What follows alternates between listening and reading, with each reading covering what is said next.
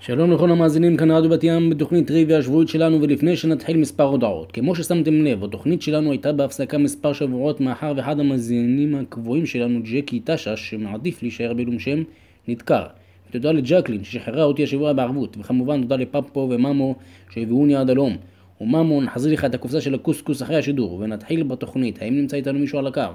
הלו. שלום מאזין, עם מי אנחנו מדברים? זה ג'קי הגורמה טשש. שלום לך ג'קי, האם אתה מוכן לשאלות טריוויה? אבל הפעם שאלות קלות, אז תהיה קשוב. בטח מוכן, אני תמיד מוכן.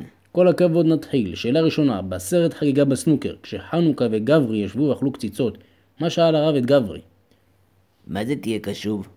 באמא שלך, אתה רציני איתי? וואלה, לא ידעתי. ז'קלין. אני רגוע. נעבור לשאלה הבאה.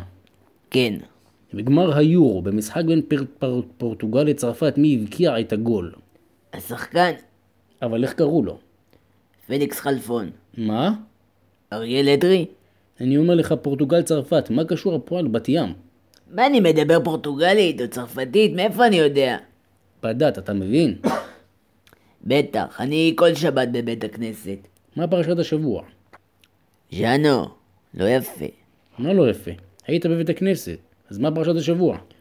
ז'אנו, זה בית כנסת, הם דתיים, לא מדברים פוליטיקה בבית כנסת בשבת. באמא שלך, אתה רציני איתי? בטח, אני קשוב לגמרי. ז'אנו, זו ז'קלין. אולי נעבור לפרסמות ונחזור אחר כך? בטח ג'קלין, מאזינים נצא לפרסמות 5 דקות וחוזרים, הפרסמות בחסות ערס היא קולה. חזרנו מאזינים יקרים, מי איתנו על הקו? הלו ז'אנו, זה ג'קי טשש, מה זכיתי? שלא דקרתי אותך. יאללה, שלא נתהפך עליך. שתוק, למה עכשיו אני בא אליך? ככה? תישאר שם, אני כבר בא אליך. ג'קי, אם אתה בא תעבור אצל ג'קלין, היא הכינה קובה, סלק ואורז ותביא כל הקרה וסכו"ם.